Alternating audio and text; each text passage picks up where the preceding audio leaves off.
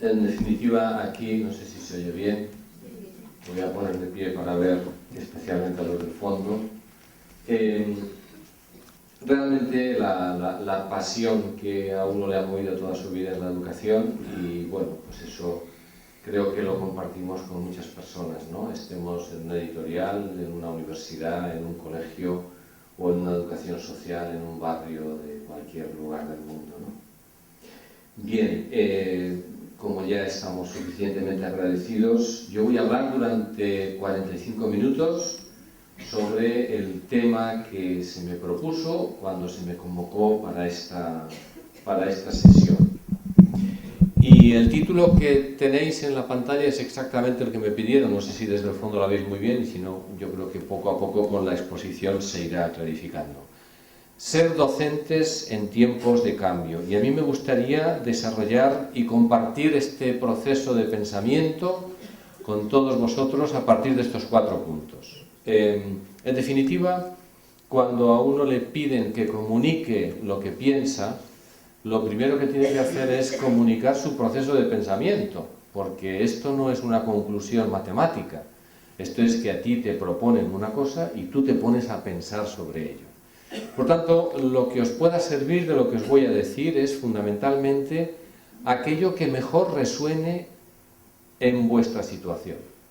No juzguéis lo que voy a decir por la verdad, sino por lo que pueda resonar un poco desde vuestra situación. En primer lugar, el valor de las palabras.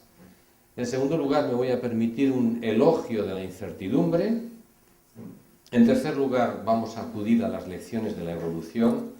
Y por último, algunas orientaciones para ejercer en este contexto que nos ha tocado vivir y que es un contexto instalado en el cambio. No es que el cambio se haya instalado, es que el contexto está instalado en el cambio. ¿Por qué empiezo por el valor de las palabras? Porque, como bien sabemos todos, y especialmente los educadores, las palabras configuran la realidad. Y es importante preguntarnos qué palabras utilizamos para decir qué. Ya sabéis que uno de los mayores instrumentos para la manipulación es la manipulación del lenguaje. Por eso yo quisiera recorrer rápidamente en una sola diapositiva todas estas palabras que se utilizan para lo que nosotros somos, que es docente, profesor, maestro o educador. No voy a hacer una disertación sobre cada una de ellas. Simplemente quiero manifestar la paleta de palabras que nos asisten para explicar cuál es nuestra pasión de educar. La palabra docente tiene más relación directa con enseñar. La palabra profesor tiene una relación más directa con aquello lo que se profesa. La palabra maestro tiene más que ver con magíster, con director, con jefe, con conductor. Y la palabra educador, pues ya sabéis que tiene esta doble vertiente. Si nos fijamos en la raíz ducere, significa llevar desde fuera. Si nos fijamos en la raíz educere, significa sacar desde dentro. Que son dos vertientes de la etimología de educar que no se deben oponer. Porque en el fondo solamente se saca de dentro lo que llevan los alumnos cuando se interviene de manera correspondiente desde fuera. Nada nace si no es provocado. En el fondo, las personas somos siempre el reflejo de alguien que nos ha constituido como un tú, y por eso no se debe contraponer la etimología de educar como llevar desde fuera de la mano y sacar desde dentro. Simplemente os lo pongo porque, como el título era ser docente, me interesaba contextualizarlo. Lo que yo voy a explicar es todo lo que está aquí: docente, profesor, maestro, educador. Esta es un poco la paleta de lo que nosotros queremos pintar con nuestros alumnos. Y rápidamente vamos a entrar en el tema. Yo os voy a proponer un elogio de la incertidumbre. Se habla muchísimo de la incertidumbre, del tiempo de cambio, etc. ¿Sabéis por qué? Porque la incertidumbre ha sido la condición de la evolución humana. Lo contrario a la incertidumbre, ¿qué es? Lo que está fijado, lo que es previsible. Si la humanidad hubiera estado fijada desde el principio, no tendríamos evolución. Los entornos fijos no producen ninguna variación.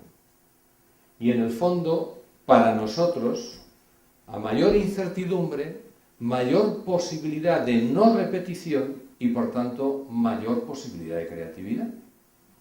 En ese sentido, la incertidumbre de nuestro vivir es la condición de la libertad. Si no hubiera incertidumbre, no seríamos libres. Repetiríamos constantemente el contexto. ¿Por qué se ha producido evolución en los seres animales, que no los seres humanos? Se ha producido por el contexto, pero no porque ellos cambien, porque ellos van a piñón fijo. En cambio, nosotros no vamos a piñón fijo, y eso es lo que ha permitido a la vida hacerse vida humana y vida espiritual. Entonces, ¿no será que a mayor nivel de incertidumbre, cuando hay menos cosas fijas, hay mayor espacio para la creatividad? Esta es mi impresión. Y sin embargo, ¿qué pasa hoy? Resulta que hoy yo creo que todos tenemos muchísima más angustia en la vivencia de esta incertidumbre que la humanidad ha vivido desde el principio, y me gustaría preguntarme por qué. ¿Por qué hoy vivimos la incertidumbre y el cambio con una mayor angustia de lo que siempre se ha vivido? Pues yo creo que hay bastantes razones. La primera, hoy nos damos cuenta de la capacidad de destrucción que tiene el ser humano. Cosa que quizá pues hace 100 años o 150 no éramos conscientes, y esto es un problema porque lo tenemos incorporado. Hoy somos más conscientes de la vulnerabilidad de la naturaleza, de la vulnerabilidad de nuestra seguridad, de la vulnerabilidad del sistema económico, de la propia vulnerabilidad de los ideales personales y sociales. Hoy somos más conscientes de la vulnerabilidad del sistema en general. Hay un dato muy importante que se manifestó en la última encuesta que la Fundación SM hace a los jóvenes en España, que sabéis que la hace desde hace muchos años. Por primera vez, en la encuesta de hace 2 años, los jóvenes españoles tienen miedo al futuro. El futuro ya no es el lugar donde desplegar sus ansias de ser y de hacer. El futuro produce miedo. Hoy hay unas grandes cotas de libertad, pero también estamos abiertos al abismo de las enormes necesidades que tenemos de decidir. ¿Por qué entonces hoy vivimos con esta incertidumbre con más angustia? Porque la desconfianza ante los ideales se ha instalado. La desconfianza entre los ideales personales, los ideales sociales. Por un tema muy importante que se ha transformado en los últimos 50 años. Ha caído el famoso paradigma del progreso eterno que la humanidad abrió sobre todo a partir del siglo XVII y del siglo XVIII. Hoy no nos parece que el progreso sea un lugar que tengamos que dejar constantemente abierto, sino que tenemos que tener un poquito de cuidado. Y sobre todo porque han desaparecido grandes visiones que abarcan toda la vida y que lo explican todo. Y esto acompañaba, porque al final la incertidumbre necesita de sistemas de acompañamiento. Y en mi opinión hay sistemas de acompañamiento de la incertidumbre que han caído en los últimos años. Desde mi punto de vista, el dato más significativo que se está produciendo en los últimos 30 años es el que tenéis ahí. Se ha producido una subjetivización del yo. Me dice, hombre, el yo siempre es subjetivo. Sí, pero para construirse como sujeto, en mucho tiempo, el yo ha acudido a elementos objetivos para construirse. Por ejemplo, verdades eternas, sistemas de valores compartidos por todos, interpretaciones de la historia fijas, religión que te explicaba el origen y el destino, y eran elementos objetivos que te ayudaban a construir el yo subjetivo. ¿Qué ha ocurrido? Que en este momento el gran dato de la cultura, y no digo que sea malo, es que el yo busca construirse desde dentro y juzgando desde dentro aquellos elementos objetivos. El elemento de valor no está fuera, está en cómo yo acepto desde mi propia subjetividad eso que está fuera. La construcción de la identidad personal hoy sobre todo en nuestros alumnos, tiene una dinámica absolutamente distinta a la que ha vivido la humanidad durante mucho tiempo. Mirad, las identidades se han construido de muchas maneras, por hacer resumen rápido. Una de ellas ha sido construir la identidad por imitación. Tú tenías que ser padre, ¿cómo era tu padre? Tú eras madre, ¿cómo era tu madre? Tú eras religioso, ¿cómo era el religioso que vivía en tal comunidad? Tú eras cristiano, como aquel. La dinámica de imitación y de reproducción murió. Otras identidades se construyeron también porque se asumió el poder de alguien. Bien, por hacerlo breve, hoy la identidad se construye por experimentación. Este es un dato que la educación debe tomar nota. Hoy la identidad se construye por experimentación. A mí me cuentas esto y me parece fantástico y bonito, pero quieto parado. Voy a pasarlo por el escáner de mi experiencia personal. Y este es un dato objetivo, esto no es un dato subjetivo. Esto significa que, y esto liga con el curso de esta semana, que elementos como la interioridad, la dimensión afectiva y la dimensión moral son elementos imprescindibles en el ámbito educativo. Mirad, la educación ha pasado de elementos mucho más sociales y comunitaristas a elementos mucho más de construcción personal. Esto es así. Los paradigmas educativos de hace apenas 40 años, de los años 60 y 70, tenían más una dimensión social.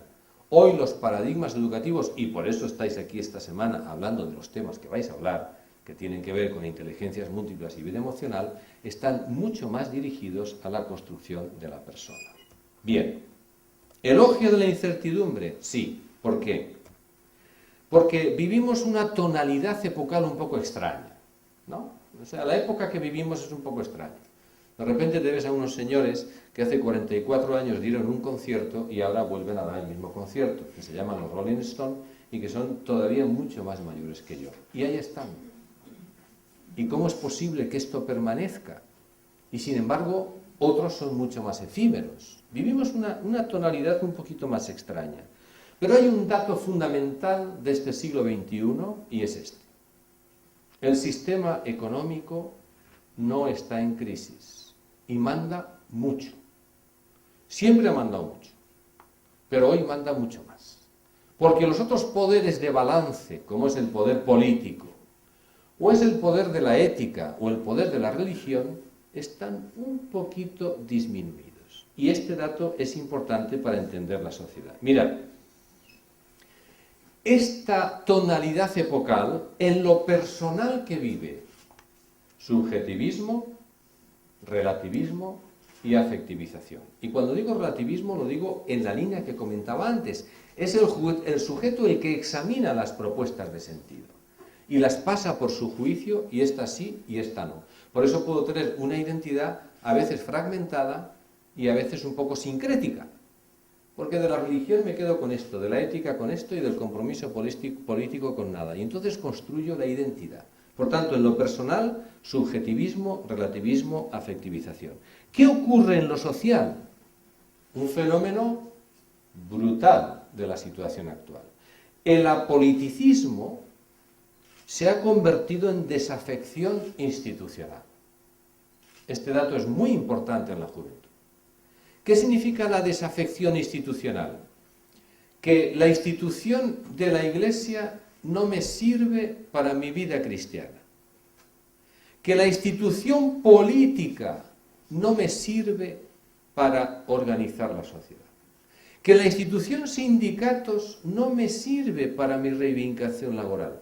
Y así podéis seguir con todas las instituciones. Este es un dato nuevo, muy reciente en la historia, de España, por ejemplo, o de Brasil, que lo estamos viendo, o de las primaveras árabes. Esto es muy importante.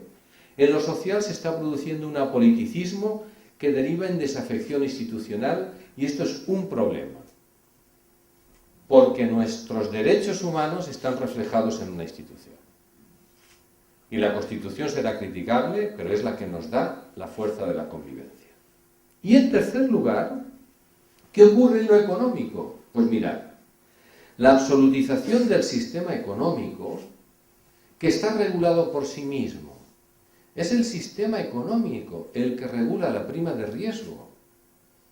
¿Qué puede hacer un gobierno frente a la prima de riesgo?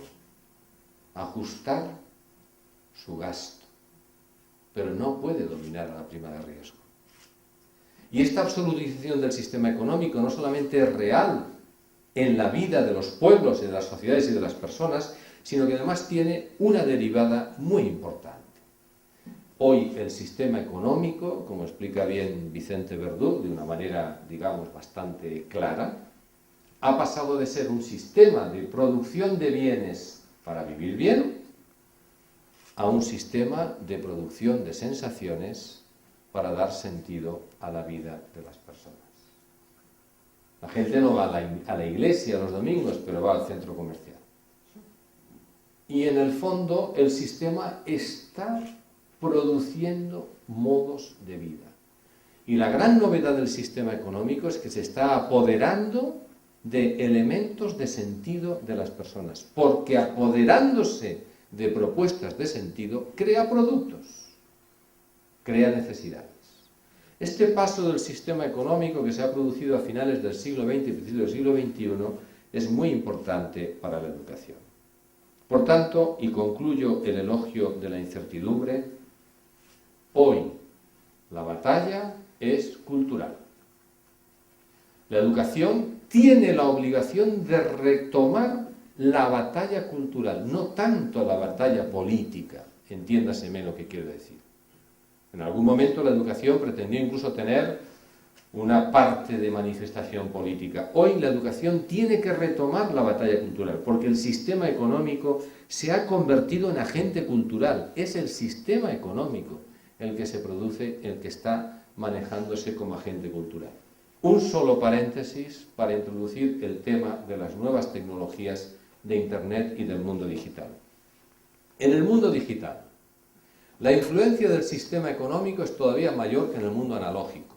Es mentira que el mundo digital es el ámbito de la libertad. Es mentira.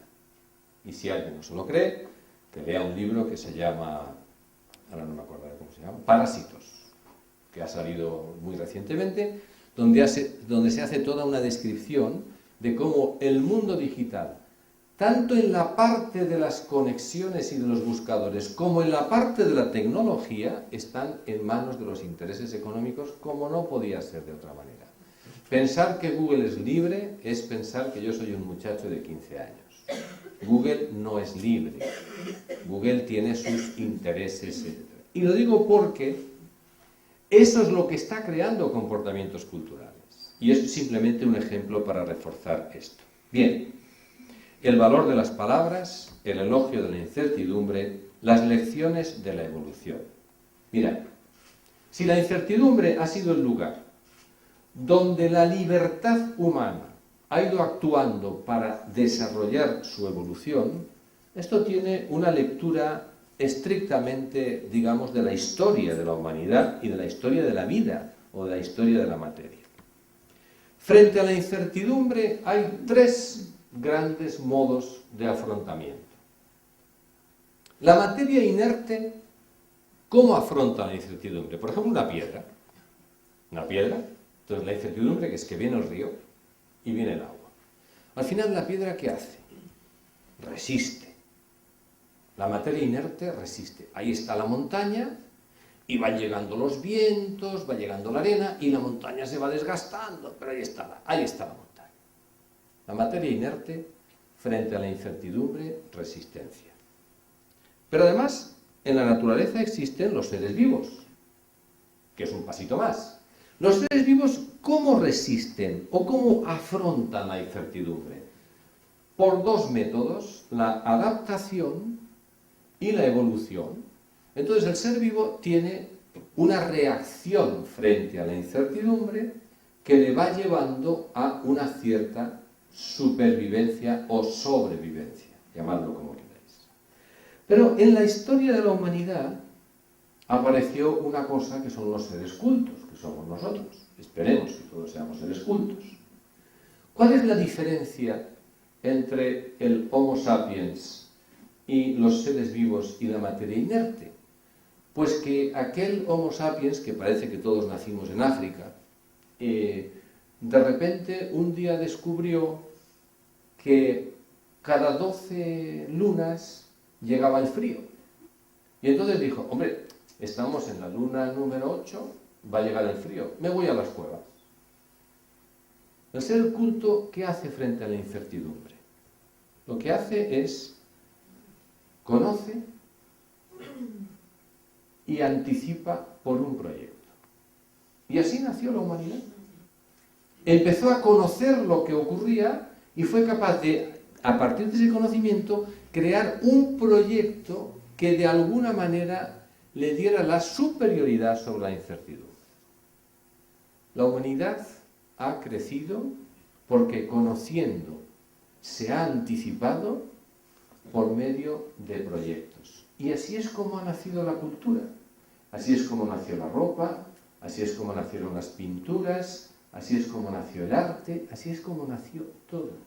Y esto fue posible por la subjetividad, y en eso no vamos a entrar. Pero bien, este cuadro me sirve para nosotros, en educación o en cualquier tipo de vida donde estemos, frente a la incertidumbre podemos resistir.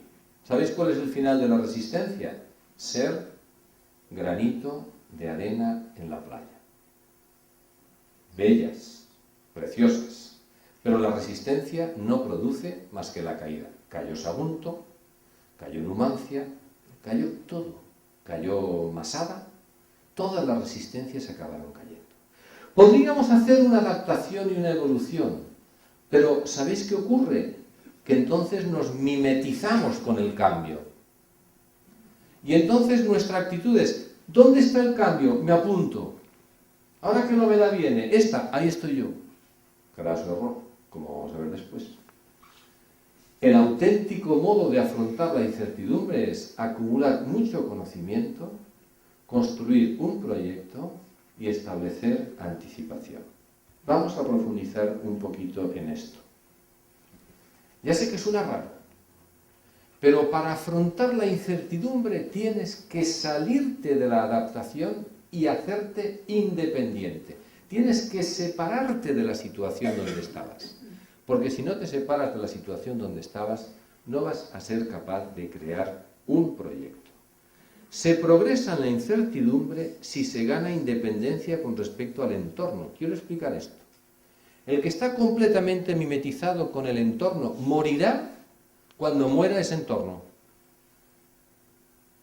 Estas ilusiones de ser como los jóvenes morirán cuando esos jóvenes dejen de ser así. Y eso ha ocurrido.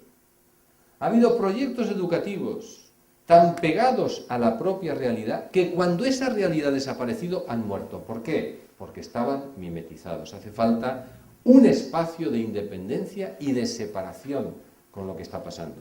¿Pero qué ocurre? Que ese espacio de independencia solo se produce cuando tú tienes un proyecto. Si tú no tienes un proyecto, vas dando bandazos. En el caso de la competencia económica es igual. ¿Qué hace la competencia? ¡Bum! Ahí estoy yo. Hombre, sepárate un poco. Tú tienes un proyecto. A lo mejor sacas más luz de tu proyecto para interpretar la anticipación que ir detrás de todo el mundo. ¿Qué hace Nescafé? Pues hay que hacer esto. ¿Qué hace Mercadona? Ahora que está de moda, todo el mundo hace lo que hace Mercadona. ¿Qué ha pasado con Mercadona? No es porque sea de mi pueblo. Pues que Mercadona se anticipó. Se anticipó, metió la marca blanca, vio que el problema era de precio, bajó los precios, dijo la gente no va a necesitar tanta oferta, se anticipó porque tenía un proyecto, porque supo leer la realidad independientemente de estar pegado. ¿Y entonces qué? Pues el Corte Inglés empezó a poner las marcas blancas, como bien saben todas las señoras de esta sala, bajó los precios, pero claro, el que da primero da dos veces. Pero son ejemplos que sirven para todo. En el fondo, la capacidad de innovar no es tanto la capacidad de mimetizarse con lo que está pasando, sino la capacidad de que tu proyecto sea creativo en cada momento. Esto a mí me parece un principio absolutamente fundamental. El valor de las palabras, el elogio de la incertidumbre, las lecciones de la evolución. Vayamos al cuarto punto. Si esto es así, ahora viene la pregunta. Nosotros tenemos que ejercer en educación en un contexto que está instalado en el cambio. ¿Qué habrá que hacer? Pues esta es la madre del cordero. La primera pregunta es: ¿cuál es tu proyecto? Tu preocupación es responder constantemente a estar a la altura de los alumnos y que me consideren un sistema educativo que está a la espera de lo que el niño pide. Es un sistema educativo completamente fracasado. Por tanto, la primera pregunta para ejercer en educación en un contexto instalado en el cambio es: ¿cuál es mi proyecto? Y esto yo lo formulo con esta frase: un proyecto no es una cosa teórica. Un proyecto en educación es preguntarle al adulto dónde está viviendo él. Y yo lo formulo con esta expresión que me gusta. Mi pregunta a ti es: ¿en qué verdades estás instalado? ¿En qué bondades estás instalado? ¿Y en qué bellezas estás instalado? De otra manera, ¿cuáles son los conocimientos que tú consideras relevantes y las creencias que les acompañan? Verdades. En segundo lugar, ¿cuáles son tus valores? ¿Qué consideras tú como bueno? ¿En qué bondades estás viviendo? ¿En qué satisfacciones éticas tú estás viviendo? Bondades. Y segundo, ¿en qué bellezas? Es decir, ¿cuáles son tus afectos, tus sensibilidades, tu mundo interior, tu mundo trascendente? Esta es la primera pregunta. Los proyectos no están en los papeles. Los proyectos están en las bondades, verdades y bellezas que vivimos los adultos. Ahí es donde están auténticamente nuestros proyectos. En la medida en que nuestras verdades sean débiles, quebradas, nuestras bondades inconexas y nuestras bellezas excesivamente subjetivas, pues tendremos pocas posibilidades de afrontar. Y en el fondo, todo proyecto responde a estas dos preguntas. ¿Tú en qué persona crees? ¿Y tú en qué mundo crees? Y por tanto, ¿qué persona quieres ser? ¿Y qué mundo quieres construir? ¿Y qué mundo para qué persona? ¿Y qué persona para qué mundo? Porque a cada modelo de persona le corresponde un modelo de mundo. Y si es un mundo sin fronteras, tendrá que ser una persona sin fronteras. Y si es un mundo donde la tolerancia es un punto de entrada, pero no un punto de llegada, porque el punto de llegada es el diálogo, pues tú serás una persona que trabajará en el diálogo. A mí esto me parece muy importante. Nuestros proyectos tienen dimensión personal y tienen dimensión sociopolítica, en el mejor sentido de la palabra política, no en el peor sentido de la palabra política. Por tanto, si quieres ejercer en un contexto instalado en el cambio y realmente quieres ser un ser culto, no quieres ser solamente un ser vivo o quieres ser un ser material, tendrás que preguntarte cuál es tu proyecto. Y aquí está la gran cuestión de la educación. La pregunta por la educación no es la pregunta por los jóvenes. La pregunta de la educación es la pregunta por el adulto. ¿Dónde estamos los adultos? ¿Qué vivimos? ¿Qué queremos? ¿Qué deseamos? Si los alumnos no leen, es porque están en una sociedad no lectora, porque ellos son los que acaban de llegar al mundo. Nosotros llevamos un poquito más de tiempo. Por tanto, son ellos los que llegan. Somos nosotros los que estamos, ¿no? La pregunta por la educación es una pregunta por el adulto en la sociedad. Por tanto, vayamos en busca de nuestras mejores seguridades, de nuestros mejores proyectos, aquellos que realmente han aumentado el nivel de humanidad, no el capricho de cualquier persona. Y formulémoslas en forma de utopía educativa. En tiempos de incertidumbre, valores fiables. Pero fiables en el sentido de que yo los vivo como posibilidad de humanidad para mí. Y los vivo realmente con la fuerza utópica de que yo soy feliz dentro de todas mis, digamos, incomodidades o infidelidades, ¿no? Y no estaría mal en este proceso acudir a la estela de los maestros. No sé si habéis leído a Steiner, pero tiene un libro precioso sobre los maestros, y él hace ahí un largo recorrido sobre diferentes modelos de maestros. Tiene una comparación preciosa entre Sócrates y Jesús, porque sabéis que Sócrates y Jesús han sido dos maestros a los que se ha acudido muchas veces, incluso hay algunos métodos didácticos que proceden del método socrático, ¿no? Pero bueno, por no hacerlo largo, a mí me gustaría traer, independientemente de nuestra fe o no fe, me gustaría traer el modelo de maestro de Jesús, que es un modelo que para mí tiene una enorme potencia. El modelo de maestro de Jesús tiene 3 claves y van por este orden: ternura, palabra y firmeza. Lo primero es la ternura, es decir, nadie te ha condenado, yo tampoco te condeno. Lo primero es acoger. Lo primero es decirle de verdad al otro, experiencialmente, un sí a su vida. O sea, la primera palabra de Jesús es: yo te digo sí. Tú eres en ti mismo un valor absolutamente incalculable y te lo voy a demostrar. Eso es la ternura. Pero eso no basta. Eso es como decir: te quiero mucho. Bueno, no me recoges los calcetines, pero yo te quiero. No estudias, pero yo te quiero. No.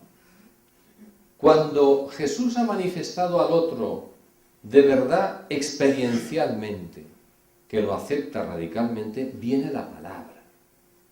Porque educar no solo es querer. Educar es dar sentido. Educar es crear proyecto. Educar es ilusionar. Educar es: si estás aquí, quiero que estés aquí. Si estás en este nivel de bondad, podemos estar en este. Si estás en este nivel de lectura, podemos estar aquí.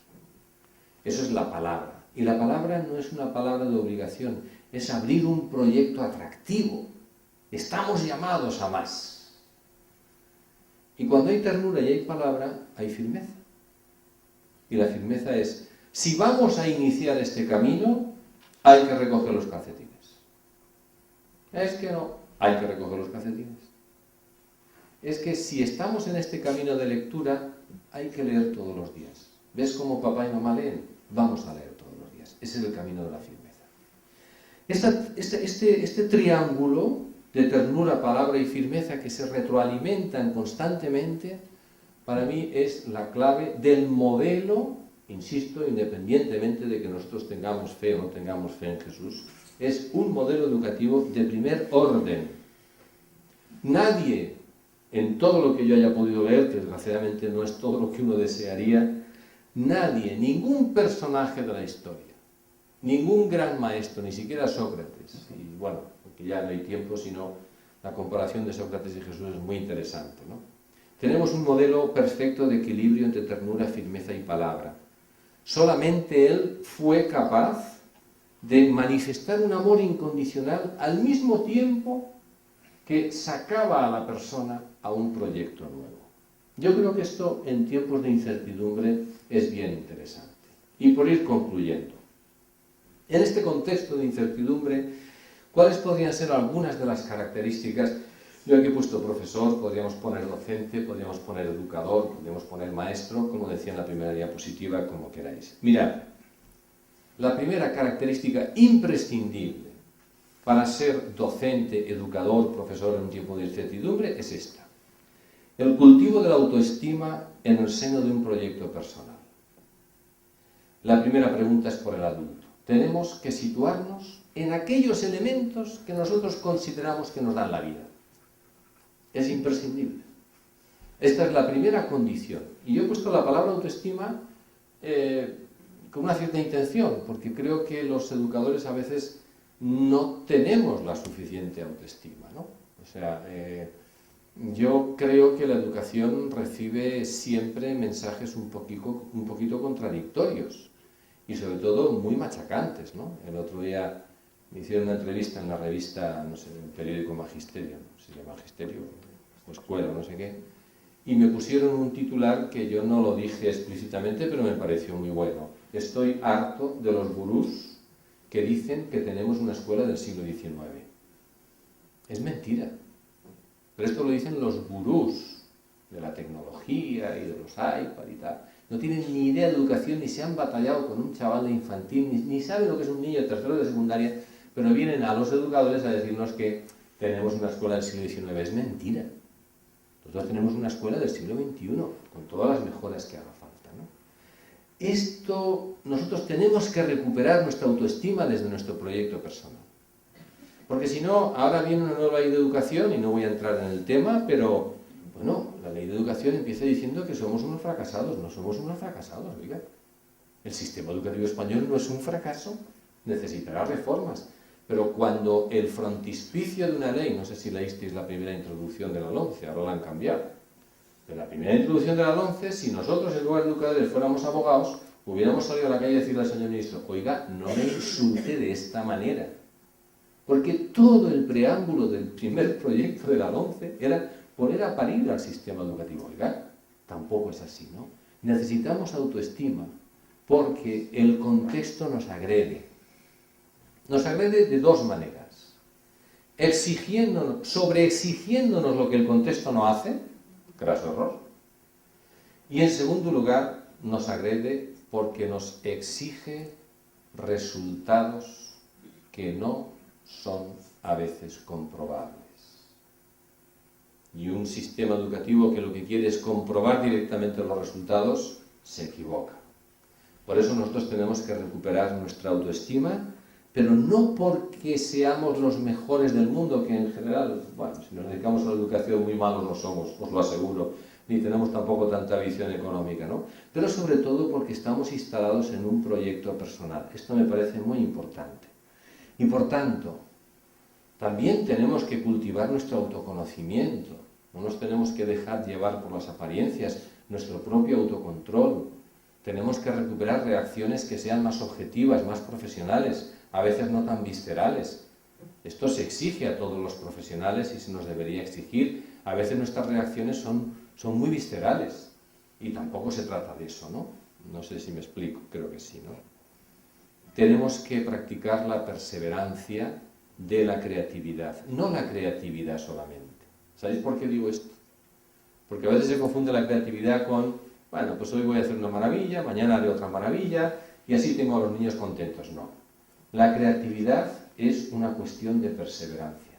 No hay ningún cambio que no exija una perseverancia si tú tienes claridad en lo que quieres hacer. Cambiar no es cada día cambiar el color de la clase. Los grandes cambios requieren visión y muchísima disciplina. Y a veces en educación, ¿qué nos ocurre? Nos viene ahora esta moda, nos metemos en ella, pero luego viene la siguiente y nos ponemos en ella y nos hemos olvidado de la anterior. Y luego vendrá otra y estaremos detrás de esa. Tranquilos. Ahora viene la inteligencia espiritual, las inteligencias múltiples y tal. Encajemos esto en algo que ya habíamos conseguido. Por ejemplo, ya se había introducido con la LOMCE el aprendizaje significativo. Mantengamos lo mejor de esa tendencia. Porque si no, a veces los educadores vamos de un sitio a otro, ¿no? Esto es a lo que me refiero con la perseverancia de la creatividad.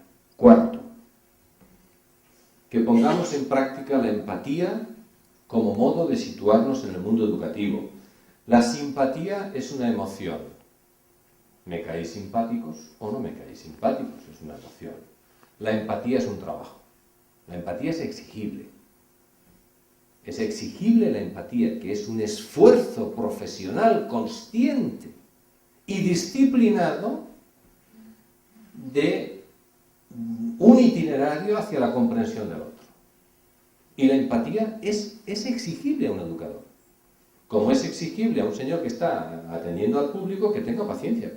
Oiga, es que estoy harto. Oiga, estoy harto, es que usted aquí todo el día, está todo el santo día recibiendo gente, ¿no?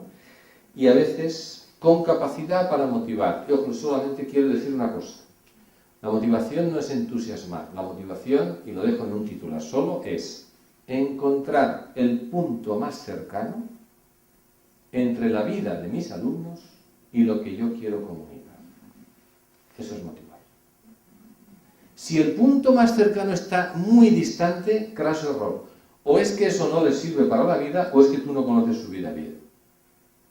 La motivación es el punto más cercano. A veces ni siquiera se produce la intersección, pero ojalá se produjera, ¿no? O sea, la motivación no es que todo el mundo esté feliz y contento.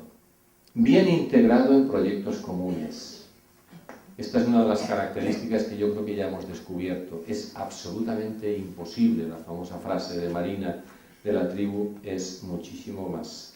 Muy buen conocedor de lo que se enseña. Tenemos que saber mucho de lo que enseñamos. No se puede relativizar el contenido. El contenido es una parte fundamental de lo que nosotros estamos enseñando. Y por último, tenemos que hacer un esfuerzo para ser testigos del ser, hacer y decir. Empecemos por el decir. La escuela habla mucho. No sabéis cómo habla. La escuela es y palabra, y palabra, y palabra. Bueno, no estoy muy seguro de que todo lo que la escuela dice lo haga. No estoy muy seguro. Hay que leer, hay que ser austeros, hay que cuidar el medio ambiente, hay que estudiar, hay que, y la escuela habla y habla. No estoy muy seguro de que realmente la escuela haga todo lo que dice. Y tampoco estoy tan seguro de que todo lo que se dice y a veces se hace realmente corresponda al ser del educador o al ser de la escuela. ¿Qué quiero decir con esto? Mirad, es muchísimo más contundente educativamente una mínima coherencia que un exceso de mensajes. De verdad, si tenéis mucha duda sobre algo que vais a decir como proyecto y no estáis tan convencidos de que lo llevéis dentro, mejor es callar. Mejor es callar. Porque al final esa es la prueba del algodón. Lo que realmente llega es cuando el alumno percibe la coherencia del decir con el hacer y el ser. Por lo tanto, examinemos el exceso de palabra que hay en la escuela, y lo dice uno que lleva 42 minutos hablando. Pero es importante, ¿sabéis por qué? Es tal el nivel de desafección que hay con las posibilidades de honradez política, económica, que la escuela tiene que seguir siendo el lugar mínimo de la coherencia. Y en ese sentido tenemos que ser un poco más discretos, no pretender ser tanto, no es que les tengo que decir esto porque si no, cuando sean mayores, es mejor trabajar el ser y el hacer y luego acompañarlo con el decir, que montar grandes programas de decir cosas que no tienen que ver con el hacer y el ser. Y retomo lo que os he dicho antes. La mucha palabra, si no pasa después por el nivel experiencial, no quedará acumulada en la historia de nuestros alumnos. Termino. Esto significa que este profesor se tiene que instalar en lo que yo llamo unos valores maestros, que es una lista pues, que he ido construyendo y que he encontrado por ahí, ¿no? Y que os la voy a dar de manera rápida para que, si os sirve de algo, ¿no? Más sabiduría y menos especialización. Por aquí van los tiros. Más búsqueda y menos seducción. Hay que provocar la búsqueda, más que intentar seducir para que los niños me aprendan, ¿no? Mucha más singularidad frente a la homogeneidad. Un tema que a mí me preocupa mucho y que deberíamos retomar. Hay que educar más en la debilidad y en la fragilidad que no en el triunfo del fuerte. No estoy convencido de que la pedagogía del héroe sea una buena pedagogía. Porque el objetivo de la vida no es ser héroes. El objetivo de la vida es llevar nuestra debilidad y nuestra fragilidad dentro de un proyecto que realmente nos humanice. Y a veces tendemos mucho a proponer que tiene que ser el más fuerte, que tiene que ser el más tal. No estoy muy convencido de eso, ¿no? Más comunidad frente al solipsismo. Ya sabéis lo que es el solipsismo, es estar consigo mismo, ¿no? Más recogimiento e interioridad que dispersión. Lo vais a ver esta semana. Es imprescindible que la escuela retome espacios de interioridad y de recogimiento, porque no los tienen en ningún sitio. Y a veces la escuela se contamina de la dispersión social y de la dispersión de cacharrería y de actividades y de hacer cosas. No. Si al final la persona tiene que saber vivir consigo misma, yo creo que este va a ser un tema bien interesante de esta semana. Más valores maestros. seguir defendiendo el valor de la liberación frente a la resignación. Tenemos posibilidades. Una de las cosas que ha explicado la profesora antes es la capacidad que tenemos de ir por encima del determinismo, ¿no? Y una de las grandes noticias que, sobre todo para los que somos mayores, nos está trayendo la neuro lo que sea, es que nuestro cerebro es más plástico de lo que pensábamos. Eso es una buena noticia, ¿no? Sobre todo cuando cumple edad, aún puedo aprender algo, ¿no? Liberación frente a resignación. Gratuidad frente a precio. ¿Esto para qué me sirve? Pues no te va a servir para nada. Si te quieres servir de algo, absolutamente para nada. Trabajar más la renuncia que la primacía del yo. Son valores que van todos en línea con lo que estábamos hablando. Defender el sentido objetivo de las cosas frente al subjetivismo radical. El valor de una opinión no es que sea tuya. Tú puedes tener una opinión imbécil. La diferencia entre una buena opinión y una mala opinión no es que sea tuya o no, sino que esté fundamentada. Porque tener una buena opinión es un trabajo intelectual. Esto es lo que la escuela tiene que hacer. Tener una buena opinión no es que sea tuya, es que en mi opinión... A ver, ¿cómo que en tu opinión? La escuela debería suspender en razonamiento. Tú has fundamentado esto, mira, es que este tipo que opina esto ha leído tantas cosas y tú has hecho todo eso. No, pero es que en mi opinión este sentido objetivo de las cosas es imprescindible que la escuela lo recupere, ¿no? Y por último, como no podía ser de otra manera, utopía frente al nihilismo. Y la utopía como horizonte, no tanto que queremos conseguir, sino el horizonte en el que habitamos. Hay gente que piensa que la utopía, como no se puede conseguir, no sirve para nada. No, no, no. No es lo mismo tener un horizonte del mar que un horizonte de la casa de enfrente. El horizonte es donde tú habitas. Y en ese sentido el horizonte tiene sentido de escenario. No porque tú vayas a conseguir el horizonte del Mediterráneo o el horizonte del Mar Bravo que decía don Vicente antes, ¿no? Pero depende de dónde tengas tu horizonte, estarás viviendo un cierto entorno. Necesitamos el horizonte de la utopía, no tanto para el fracaso de no conseguirla, sino para vivir. Y termino. Ojalá este fuera un lema. En la escuela hay esperanza. Esta es la escuela de la esperanza. ¿Sabéis por qué? Porque hoy más que nunca la esperanza es una virtud, ya sabéis por qué. Porque nada apunta a que tenemos que tener esperanza. Nada. Ni la evolución del clima, ni la evolución de la economía, nada apunta hacia la esperanza. Y sin embargo la esperanza es ese horizonte en el que todos vivimos. Hoy más que nunca la esperanza es una virtud que ojalá se desarrolle de verdad en la escuela. Solo nos queda situar nuestra esperanza en nuestras raíces. Las raíces de nuestra esperanza están en nosotros, en ese conjunto de verdades, bondades y bellezas en el que cada uno habita. Y con esto termino con un deseo, y es que la incertidumbre os sea muy luminosa. Muchas gracias.